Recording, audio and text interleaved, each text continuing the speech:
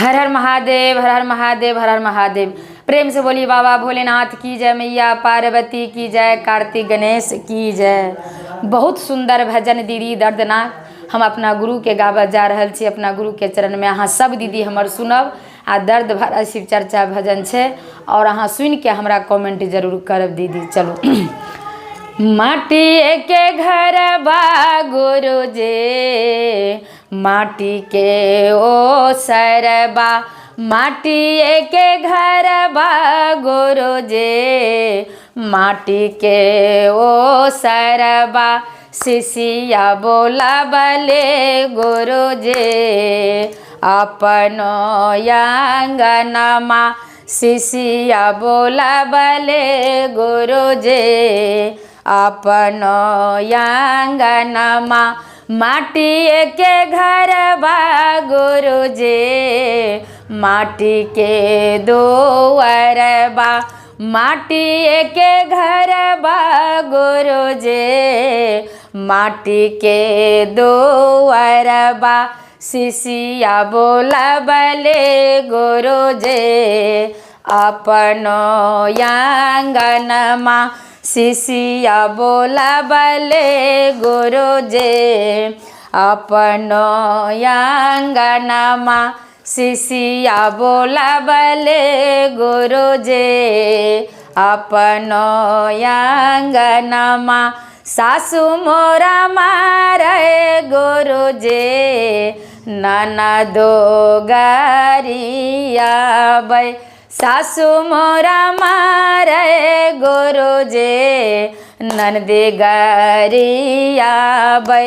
गोतनो बरनिया गुरु जे, घर से निकाले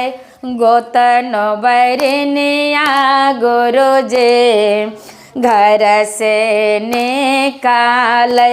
गोतनो बरनिया गुरु जे, घर से निकाले माटी के घर बा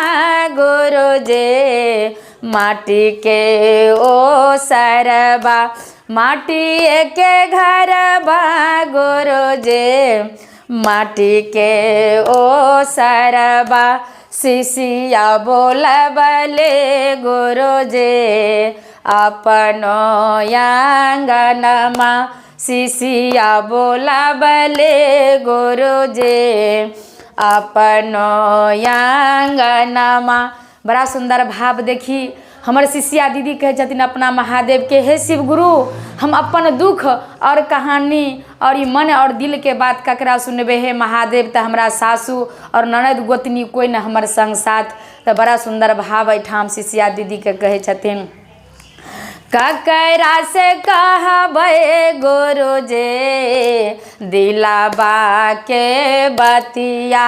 ककरा से कहबे गुरु जे, दुखबा लाचारिया, ककरा से कहबे गुरु जे, दिलाबा के बतिया, ककरा से कहबे गुरु जे, दुखबा लाचारिया, ककरा से कहबे गुरु जे, दिलाबा के बतिया, माटी के घर बा गुरु जे, माटी के ओ सरबा, शिष्या बोला बले गुरु जे, अपनो आंगनमा शिष्या बोला बले गुरु जे, अपनो आंगनमा। नहीं चाही हमारा गुरु जे, धना दौलतिया, नहीं चाही हमारा गुरु जे, धना दौलतिया, नहीं चाही हमारा गुरु जे, सुंदर महलिया, नहीं चाही हमारा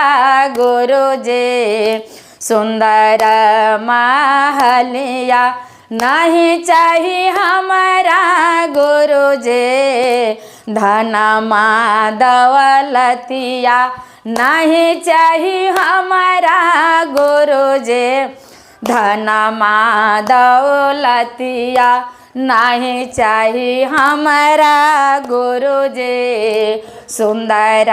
महलिया नहीं चाहिए हमारा गुरुजी, ईटा के महलिया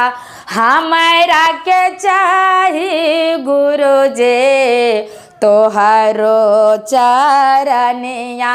हमारा के चाहिए गुरुजी, तोहरो चरनिया हमारा के चाहे गुरुजी,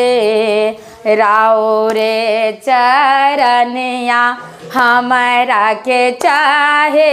गुरुजी, तोहरो चरनिया भैया हरिंदर गुरुजी, तेना सूत्र दिलखे ना भैया हरिंदर गुरुजी, तेना सूत्र दिलखिन लेलाम दे गुरुजी, घरे घरे बतौलखिन लेलाम दे गुरुजी, घरे घरे बतौलखिन हमहू बोलाए बे गुरुजी, शिशिया अंगनमा हमहू बोलाए बे गुरुजी, शिशिया अंगनमा हमहू कराए बे गुरुजी, चर्चा अंगनमा हमहू कराए बे गुरुजी, चर्चा अंगनमा माटी के घर बा गुरुजी, माटी के ओ सरबा शिशिया बोला बले गुरुजी, अपनो अंगनमा शिशिया बोला बले गुरुजी, अपनो अंगनमा। प्रेम से बोली बाबा भोलेनाथ की जय, मैया पार्वती की जय।